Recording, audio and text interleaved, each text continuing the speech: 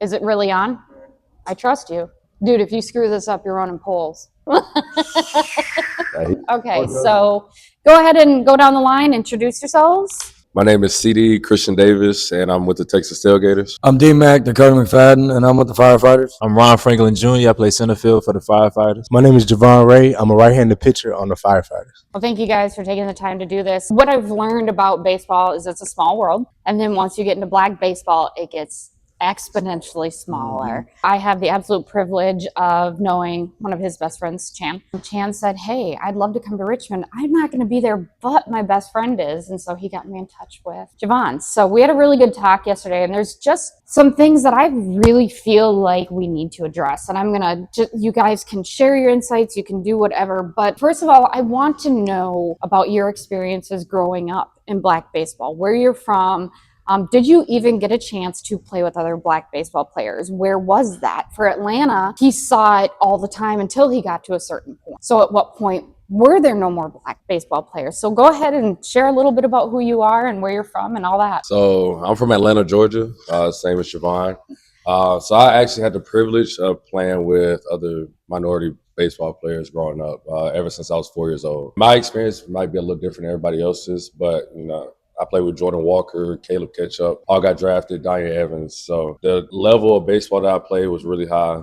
And for me to be around my brothers, it just made the experience so much better. I'm from Rocky Point, North Carolina, and I hit the point to where it was kind of past high school when you started seeing the numbers trickle down a little bit. But I mean, I had the pleasure of playing with so many great ones in college, and I ended up going to Prince George Community College out in Largo, Maryland. We had almost a team full of it. It was awesome, and went on a World Series run. A lot of our guys ended up signing, going to play at a higher level after junior college. It was a really cool experience for the community itself, considering baseball wasn't a huge community. I mean, you got Kevin Durant being from near there, Carmelo Anthony being from near there, like a whole bunch of great basketball players, football players being from that part of Maryland. And then for us to be able to go to a college World Series while I was in junior college there, it was huge for the community, and it was huge for the team too. I'm from New Orleans, Louisiana, so baseball isn't like big down there. It's more of a football state. So like growing up, I went to Archbishop Rummel High School. It was probably maybe 2-3 black dudes on the team. I didn't have no problem with that at all. But yeah, once I got to Eastern Kentucky University, that's when all like the ethnicities mixed up. So we had a lot of Hispanics on our team. Did you really? Our assistant coach, he recruited me out of high school, so I knew him since I was all the way like a sophomore in high school. So it was, I mean, I didn't really play with people my kind like growing up at all. Okay. So, but it's a blessing to just be in this position I am today. Yeah, I'm from Atlanta, Georgia. So like growing up in Atlanta, it's a lot of black baseball. But like, the higher you go up, the more it like trickles down and stuff like that. But a good thing for me, like my teams growing up was mainly all black. And so we would like stick together for as long as we could. Then like, people go separate ways or whatever. Then it starts getting smaller and smaller. But like growing up, I play with like the biggest names is like Lawrence Butler, Mike Harris, Taj Bradley, Chandler Simpson. It was always good baseball around, but like the higher we got up, all the other teams had less and less black players. So the higher we got up, the less it got. So we're talking about how things really kind of dissipate when we get up, right? How the things get smaller. And one of the things that I want to know, because I am learning, is I want to know, do you feel, and if this is something you don't want to speak on and you want to pass, please, I don't mind that. Do you feel as you get closer to college and you start looking at the pro level, for you young men, do you feel that it becomes more about who you know more than the acumen and the skill set that gives certain people an advantage over you? If John over here looks like D-Mac, what really is the difference? So do you guys feel like in this community that baseball can become a who you know at some point? Most definitely. The different travel ball teams, organizations that you can play for definitely puts you on a different platform. Mm-hmm. And baseball is expensive. So if you can't afford to play on those East Cobb Astros, Team Elites, the best of the best, are you really going to get looked at as much as if you're playing for your local team or, whatever the case may be? So, yeah, I definitely think it's about who you know, because there's a lot of talented people out here. But if you don't get put in front of the right people, then nobody's going to ever find out what you can really do or who you really are. So the who you know becomes almost the team that you're on and the coach that you're with. That's, Okay. that's a big part of it. Yeah. Okay. Yeah, I mean, I'm fully like I agree with you, CD. Like, I mean, and this is coming from someone that coaches in travel ball right now. A lot of it is the being in the right place at the right time, in front of the right people, coming from the right person. I mean, there's so much talent that there is out there. I mean, you could go to a local ballpark with plenty of kids playing around, and it's like, like they can really play the game. But sometimes it's the unfortunate aspect of not knowing certain connections that can get you in front of certain people. And then I know that just from talking with college coaches and stuff like that when I'm in the off season.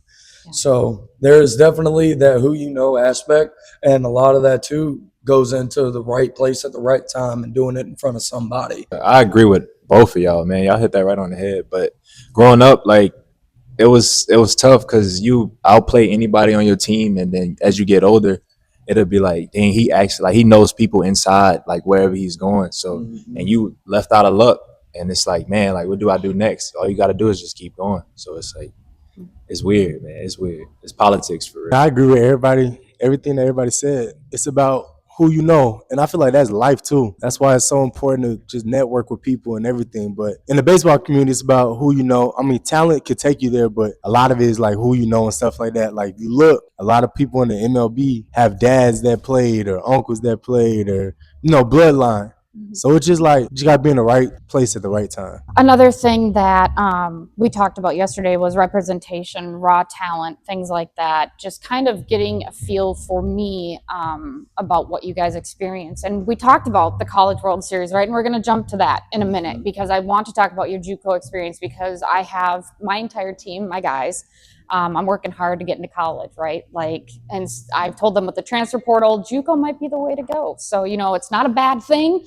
It's college and what have you. But I do want to address one issue because this is something we talked about yesterday. And so pardon me for learning and trying to grow on the field. Your third baseman makes an error. He's white, comes into the dugout, throws an absolute rager of a fit because he missed it. Aaron Judge drops the ball in the fifth inning in the game of the World Series. And what happens? He comes in, swallows it, eats it, sits down. That's huge pressure, right? So talk to me, be honest if you want. Talk to me about how you have to behave differently to make a difference for yourself, to make a difference for Marjay and for Bryce and for Dwayne and my boys, because you have to act a certain way. You have to address things a certain way because you don't want to be societally the angry black man.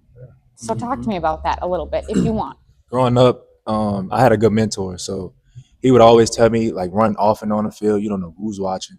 Don't show no frustration or nothing. But I didn't learn that until I got to college. Baseball is, I say this, me personally, baseball is 90% mental. Like, you can have the physical abilities, but at the end of the day, if you're not mentally there, you're going nowhere. Just keep your head up, bro. Like, mentally, like, do meditation or something. Like, get your head off the game or something. Like, it's just mental. I don't know how to explain it, That's but fine. It's mental. Like, just got to be mentally That's strong. your truth. Yeah. Honestly, I had the same thing. I had a great mentor as I was growing up, and then I was bad off. I had a bad attitude. I did a lot of those things as a kid, but then like growing up and then through the game and seeing the mental aspects of it and what it really took to really have that mental strength through all those, I guess you call them failures or rough times or whatever, the more that, you can find a way to push through it and move on, because this game's going to fail you. It's failed all of us. Like this game is the hardest game in the world for a reason. It's hard, but when you can find a way to just push through that and not run from that, just continue to really just keep the eye on what's ahead. Yeah, the future may be unknown, but you never know what could happen. I mean, when you drop a fly ball, but the next time you end up backing up a base that ends up stopping somebody from advancing. All those little things, they always add up. For me, like when I started doing a lot of those things, that's when, that peak interest started to happen. It was like, may have booted a ground ball in a routine play, but he backed up a throw from the first baseman to the pitcher. The ball got overthrown. The guy couldn't get to second. Like, it's all those tiny aspects. And then it just goes from having the society aspect to the kid can just play the game. My dad, he played at Kennesaw Okay. State in Georgia. Um, Made it to the Hall of Fame like 10 years ago. So he did his thing. And he always told me that, you have to be really professional on the baseball field. As a minority, we already know we're 2-3 steps behind already. Those little things just take us back so far. Like you take 3 steps forward, you do one thing, now you're taking 5 steps back. Yeah. Us being 4 black young men, they expect us when we strike out to get mad. If a call doesn't go our way, we're supposed to pitch a fit. But somebody else does it, oh, that was probably a bad call on the blue. Yeah. If it's us, we're complaining. So it's, people just have different insights on it. Obviously there are people that do understand and there are people that don't, which are a lot of people that dictate and they control the game, or they control how much you get paid, or they control if you get a scholarship. So it's, just the outlook on that at a young age is very key, because if you wait too long, then that one time that you pitch a fit on the field might be when a coach is watching. So, it sucks, and it's a hard life, but it's the reality of it. It's real life. When you're going to get a job, you got to dress nice. You have to dress dapper. If you don't, they're gonna look at you and say, "No, I'm gonna scratch your name off as soon as you walk in." So yeah, that's my outlook on it. Hand it down to him, because this is going to be the caveat question before we move to JUCO. We said yesterday that race doesn't matter. It shouldn't matter, right? Right. But it does. Yeah. How does that impact you? Because we had this long talk yesterday, and I just want people to hear that it does matter. And it's not that you need a hand up or a hand me out or pity, but how does that affect you stepping out of that dugout, heading to that batter's box? Well, you just know on the baseball field, it's not that many black players on the field, so you just gonna have a spotlight on your back, whether you want it or not. Like I know growing up, if I was watching a baseball game and it's like 2 black players on the field, they're gonna be my new favorite 2 black players on the field. Like that's just how I always was. I feel like you just gonna have a spotlight on your back. That could be good or bad. So like anything negative, people are gonna remember the negative part. Anything positive, you may remember the positive part. You may not have been drafted or signed as a free agent, but here you are.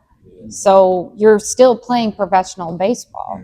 So how do you feel impacted by your journey and everything that you went through to get here? And how comfortable are you now being around your brothers? Yeah, I feel amazing. I ain't even gonna lie. Stress free. This Good. not regular baseball at all. Like I know baseball is a mental sport, but like banana ball, like nobody's. At the end of the day, the fans gonna be entertained. They And always you're gonna okay wanna, with that. Yeah, You love that. fine with that. Yeah. I'm fine with that.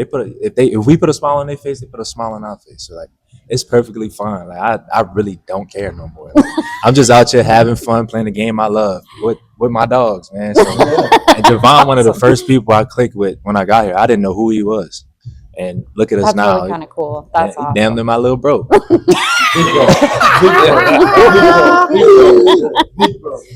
So we're going to talk about JUCO. Yeah. My team is all inner city. Even though we have smaller impacts of inner city, we have Petersburg, which is an inner city, in Highland Springs, but then Richmond, Virginia. So Right. we don't have the best school systems either. So let's talk about the JUCO journey and why it's still a good and impactful journey. Oh, JUCO, that's some of the best baseball I ever played. Really? You see guys going the first round out of junior college. Bryce Harper was a junior college guy. Albert Pujols, who's one of the greatest players of all time, was a junior college guy. Like, there are so many great JUCO players that ended up getting to the big leagues and not just got there. They were a superstar, and now they're going to be first ballot Hall of Famers. And for me, like, going JUCO was the best decision I ever made, because it taught me how to be a man. It taught me how to grind. And then, like, not everything in JUCO, nothing's given. Like, zero. Oh. Like, nothing's ever given. Okay. And and obviously it can be the same no matter what school you went. Yeah, Tennessee, you still had to go earn it. You know what I'm saying? Where you went, you still had to earn it regardless. But like when you go to junior college, like it just, that you're not going to be looked at the way your D1 brothers are necessarily. Yeah, but you got a chip on your shoulder, but that's what makes those college scouts go to those games, because they know those JUCO players, they have that. They bring a different toughness and a different type of grit. It was, I'd have done JUCO all over again. I ain't gonna lie to you. You hear that, Javon? You ain't got grit. You D1. He's got a lot of grit. Him being on the mound, same with CD too. They all have it. Everybody brings it in a different fashion. But how was the College World Series for you? That was unbelievable. Yeah, that was unbelievable. Being one of 8 teams left, I'll never forget. I was on the mound when I was a starter. That was years ago. When I was a starter on the mound, and now I'm a 1-inning guy. I throw 1 inning, I get out. But I was a starter. I got on the mound, and right before I threw my first pitch, the grandstands, there was about 200 scouts there watching the World Series, along with like everybody's parents, from both teams and everything. I lifted my leg to throw up a pitch. I saw 100 radar guns go up. Oh my God. So you're one of 8 teams left, and it's a cool feeling that like you're playing and nobody else is. So, and now we went 2 and barbecue, but you made the journey. The point is the journey, right? But the journey there, I mean, we had a great team going in. We ended up setting a school record in wins. We were 33-15, and to this day, it was the best team in school history. It was great, and then just being one of those 8 teams left, like that was unbelievable. Last question, and then I'm going to ask you a very, very quick question. Maryland, we talked about baseball and football yesterday. Just not a really big. Baseball's not big, right? In Maryland, it's just not. So, just how do you feel that we can impact bringing more baseball to those areas? Facilities. Okay. Yeah. Okay. I mean, that's probably my best answer. Just because even me, like if you say, okay, let's go work out and let's go do this and that. If you say we're in a facility, I don't know, something in my head just clicks and it's just like, okay, let's go. Especially like in Baton Rouge, which is a great example because I went to school in Southern. I went to HBCU. The facility I worked out at, I had 24/7 access to. And anytime I needed to get work in, I always knew I had somewhere to go because we didn't have an indoor facility and it rains a lot in Baton Rouge. So just having that flexibility to get my work in when I want to get my work in, not just when somebody tells me to. Right. That can be like the separating factor for somebody. Because you might have a kid that's really good, or you got to force them, pull teeth to make them even go outside the hit.